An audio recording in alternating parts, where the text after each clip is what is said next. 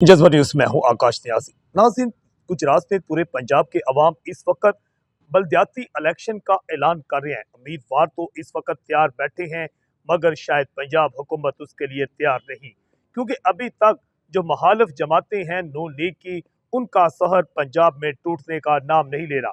बल्कि ये जमाती इलेक्शन होंगे या गैर जमाती होंगे। दूसरी जानिब जो है जिला गुजरात की जो यूनियन कौंसल्स हैं, उनका ऐलान भी कर दिया गया है। 180 के करीब जो है यूनियन कौंसल पूरे जिला गुजरात में बनाई गई हैं, जिसमें शहर गुजरात जो है यहाँ पर यूनियन कौंसल की तादाद 26 रखी गई। मगर अभी जो उम्मीदवार हैं वो परेशान हैं, इलाके के नंबरदार भी परेशान हैं कि इन यूनियन कौंसल में कौन कौन से इलाके आएंगे, इसका फैसला होना बाकी है। इसके लिए क्योंकि सियासी जोड़ तोड़ होता है, जो उम्मीदवार होते हैं चेयरमैनों के या सियासी जमातें, जहाँ उन्हें इस बात का शक और शुबा हो कि यहाँ शायद हमारा उम्मीदवार नहीं जीतेगा, वहां से कुछ ऐसे इलाके शामिल कर लिए जाते हैं या निकाल दिए जाते हैं जहां से उन्हें वोट मिल सके या ना मिल सके।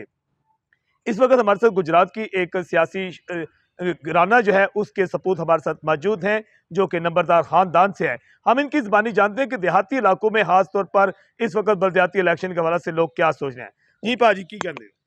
जी अस्सलाम वालेकुम। बलदियाती इलैक्शन तो ज़ाहिर है जिस टाइम हुकूमत ने ऐलान करना है उस टाइम तो ज़ाहिर बंदे ने ज़रूर पार्टीशन करने हैं, ठीक है। लेकिन फिर भी अगर देखा जाए तो बंदे जो है ना वो बिल्कुल मतलब अपना तैयारी च बैठे ने सही है पिंडा विच, ठीक है भाई अज हमन कल हमन नहीं, उन्हें बड़ी उम्मीद हो जाएंगे। नहीं, हर बंदा मीत उठदा है ना, कोई बंदा ना मीत ते नहीं उठदा है, हर बंदा मीत उठदा है। लेकिन ऐसे वैसे बंदे जेडे ना मतलब अपनी करीबी तैयारियां कीतियां ने ते अपने तलकात निभांदे ने, जांदे आउंदे ने, वो ते ज़ाहिर मतलब लिखते भी हैं ने, ठीक है, उम्मीदवार। अच्छा, जनरल कौंसल ने उम्मीदवार जी, चेयरमैन ने, वाइस चेयरमैन, ਤੁਹਾਡੇ ਕਹਿਣ ਦਾ ਮਤਲਬ ਪੂਰਾ ਪੈਨਲ ਤਿਆਰ ਬੈਠੇ ਆ ਜੀ। ਅੱਜ ਪੈਨਲ में ਤਿਆਰ ਬੈਠੇ।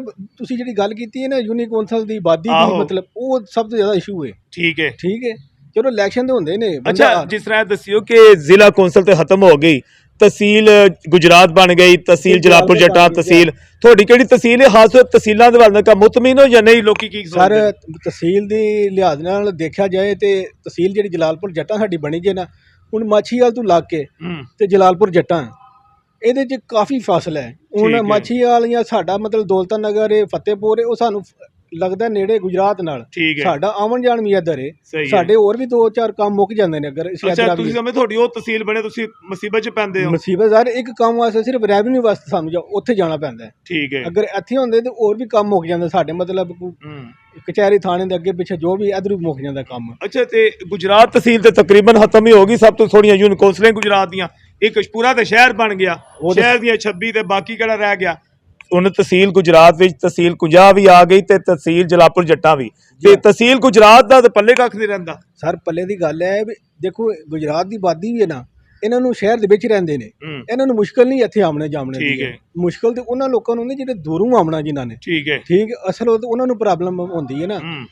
ਦੇਖਿਆ ਜਾਏ ਤੇ ਜਿਹੜੇ ਦਿਹਾਤ ਕੋਲੇ ਨੇੜੇ ਨੇ ਉਹ ਦੇਖਣਾ ਚਾਹੀਦਾ ਵੀ ਉਹਨਾਂ ਨੂੰ ਕਿੰਨਾ ਫਾਸਲਾ ਤੇ ਉਹਨਾਂ ਨੂੰ ਕਿੰਨਾ ਫਾਸਲਾ ਹੈ। ਠੀਕ ਹੈ, ਹੁਣ ਤੁਸੀਂ ਮਿਸਾਲ ਤੌਰ ਮਾਛੀਵਾਲ ਤੁਸੀਂ ਟੂਰੋ ਜਲਾਲਪੁਰ ਜੱਟਾਂ ਜਾਓ ਤਾਂ ਗੁਜਰਾਤ ਜਿੰਨਾ ਡਬਲ ਬਣ ਜਾਂਦਾ ਹੈ। ਠੀਕ ਹੈ, ਤੀਸਰੀ ਗੱਲ ਹੈ ਬਸ ਸਾਡੇ ਉੱਥੇ ਨਾ ਤਾਂ ਇਹ ਕੋਈ ਮਤਲਬ ਐਸਾ ਸੈਟਅਪ ਬਣਿਆ ਜਲਾਲਪੁਰ ਜਿਹੜਾ ਤੇ ਦੂਰ ਤੱਕ ਕੋਈ ਨਜ਼ਰ ਨਹੀਂ, ਕੋਈ ਚੀਜ਼ ਨਜ਼ਰ ਨਹੀਂ, ਕੋਈ ਏਸੀ ਤੱਕ ਅਜੇ ਤੱਕ ਨਹੀਂ ਬੈਠਾ ਉੱਥੇ, ਨਾ ਕੋਈ ਹੋਰ ਕੋਈ ਦਫ਼ਤਰ ਸ਼ੁਰੂ ਹੋਏ ਨੇ, ਕੋਈ ਸਵਾਏ ਕਿ ਰਾਜੀ ਸੈਂਟਰ ਹੈ ਹੋਰ ਤੇ ਮਤਲਬ ਉੱਥੇ ਤਹਿਸੀਲ ਲੈਵਲ ਤੇ ਕੋਈ ਚੀਜ਼ ਨਜ਼ਰ ਨਹੀਂ ਆਉਂਦੀ ਪਈ ਹੈ। ਨਹੀਂ, ਤੁਹਾਨੂੰ ਕੋਈ ਉਮੀਦ ਹੈ ਕਿ ਜਲਾਲਪੁਰ ਜੱਟਾਂ ਵਾਕਈ ਤਹਿਸੀਲ ਬਣ ਜਾਏਗੀ ਅਮਲੀ ਤੌਰ ਤੇ, ਕਿ ਇੰਜ ਹੀ ਸ਼ੁਗਲ ਮੇਲਾ? ਸਰ ਸ਼ੁਗਲ ਮੇਲੇ ਦੀ ਤਾਂ ਗੱਲ ਕੋਈ ਨਹੀਂ ਹੁੰਦੀ ਹੈ, ਕਿਉਂਕਿ ਕਾਬਜ਼ੀ ਕਾਰਵਾਈ ਹੁੰਦੀ ਗੌਰਮੈਂਟ ਦੀ ਤਰਫੋਂ, ਕੋਈ ਸ਼ੁਗਲ ਤੇ ਲਾਣੇ ਦੀ ਗੱਲ ਤੇ ਨਹੀਂ ਬਣਦੀ ਹੈ। ਲੇਕਿਨ ਗੌਰਮੈਂਟ ਨੂੰ ਵੀ ਚਾਹੀਦਾ ਵੇਖਣਾ ਚਾਹੀਦਾ ਉਹਨੇ ਦੂਤ ਜਿਹੜੀ ਹੈ। ਇੰਨਾ ਪਿੰਡ ਸਾਡੇ ਕੋਲ ਤਹਿਸੀਲ ਜਲਾਲਪੁਰ ਜੱਟਾਂ ਹੈ, ਉਹਦੇ 'ਚ ਮੈਂ ਡੀਸੀ ਸਾਹਿਬ ਦੇ ਦੇਖਿਆ ਦਫ਼ਤਰ ਵਿੱਚ ਜਾ ਕੇ, ਉਹਦੇ ਤਕਰੀਬਨ 480 ਪਿੰਡ ਪਏ ਹੈ। ਠੀਕ ਹੈ, ਮਤਲਬ 4 ਜਲਾਲਪੁਰ ਜੱਟਾਂ 'ਚ ਇੱਕ ਟਾਂਡਾ ਥਾਣਾ ਹੈ, ਦੌਲਤਾ ਨਗਰ ਥਾਣਾ ਹੈ, ਕੜੀਆਂ ਵਾਲਾ ਥਾਣਾ ਹੈ, ਸਿਟੀ ਥਾਣਾ, 4 ਥਾਣੇ ਵਿੱਚ ਤਕਰੀਬਨ 70 ਪਿੰਡ ਨੇ। ਠੀਕ ਹੈ, ਤੇ ਉਹ ਜਿੰਨਾ ਪਿੰਡ ਪਏ ਆ ਉਹ ਜ਼ਾਹਿਰ ਫਿਰ ਉਹਦੀ ਮਤਲਬ 480 ਪਿੰਡ ਕਹਿ ਰਹੇ ਹੋ ਤਕਰੀਬਨ, ਮੈਂ ਥੋੜਾ ਮੈਨੂੰ ਯਾਦ ਹੈ ਕਿ ਇੰਨਾ ਕੋਈ ਪਿੰਡ ਪਏ ਆ ਵਿੱਚ। ਠੀਕ ਹੈ ਤੇ ਉਹਦੇ ਵਿੱਚ ਆਣ ਕੇ ਉਹਦਾ ਰਕਬਾ ਦੂਰ ਵੇਖੋ ਨਾ, ਕਿੰਨਾ ਰਕਬਾ ਦੂਰ ਹੈ ਘੱਟ ਹੈ, ਇਹਦੇ ਮੁਤਾਬਕ ਨੇੜੇ ਹੋਣਾ ਚਾਹੀਦਾ ਕਿ ਦੂਰ ਬੰਦੇ ਨੂੰ ਸੱਟਣਾ ਚਾਹੀਦਾ। ਅੱਛਾ, ਇਹ ਦੱਸੋ ਕਿ ਜਿਸ ਤਰ੍ਹਾਂ ਤੁਸੀਂ ਕਹਿ ਰਹੇ ਹੋ ਕਿ ਪਰੇਸ਼ਾਨ ਨਜ਼ਰ ਆਉਂਦੇ ਨੇ ਕਿ ਯੂਨੀਅਨ ਕੌਂਸਲਾਂ ਵਿੱਚ ਪਿੰਡ ਕਿਹੜੇ ਪਾਣੇ ਨੇ ਜਾਂ ਕਿਹੜੇ ਇਲਾਕੇ, ਕੀ ਕੋਈ ਗੜਬੜ ਦਾ ਲੱਗਦਾ ਹੈ ਖਤਰਾ?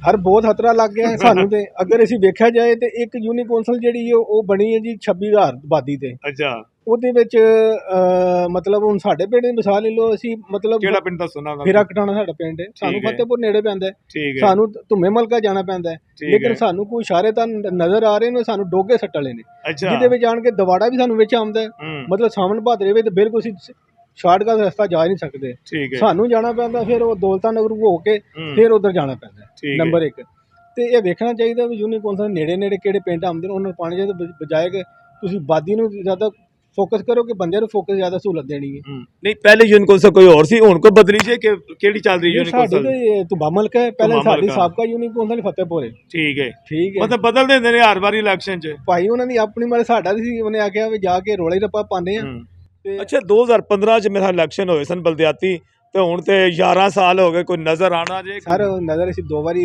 ਰਿਕੁਐਸਟ ਵੀ ਕਰਦੇ ਉਹਨੇ ਆਖਿਆ ਜਦੋਂ ਬਲਦਿਆਤੀ ਐਕਟ ਪਾਸ ਹੋਵੇ ਤਾਂ ਨਾ ਪੰਜਾਬ ਗਵਰਨਮੈਂਟ ਦੀ ਤਰਫੋਂ ਉਦੋਂ ਤੁਸੀਂ ਆਣ ਕੇ ਜਿਹੜਾ ਨਾ ਆਪਣੀ ਦਰਖਾਸਤ ਦੇ ਕੇ ਤੇ ਅੱਗੋਂ ਅਮਲ ਕਰ ਸਕਦੇ ਟੋਰ ਸਕਦੇ ਹੋ ਬਈ ਤੁਸੀਂ ਪਿੰਡ ਜ਼ਿਆਦਾ ਪੀਹਾਂ ਪਾਉਣਾ ਜਾਂ ठीक करना है। जो भी करना है नाज़रीन बिलाशुबा बल्दियाती तकसीम जो है इसके हवाले से उम्मीदवार भी परेशान है जिससे इनका कहना है कि कुछ पता नहीं चल रहा और इन्होंने ये भी शक व शुबा का इजहार किया कि शायद को गड़बड़ भी हो जाए। वैसे तो यूनियन कौंसल्स की तादाद तो बता दी गई है मगर यूनियन कौंसल्स में इलाके कौन कौन से होंगे इसका फैसला होना बाकी है।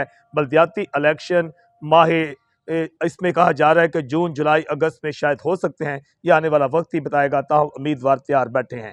जज्बा न्यूज़ से मैं हूँ आकाश नियाज़।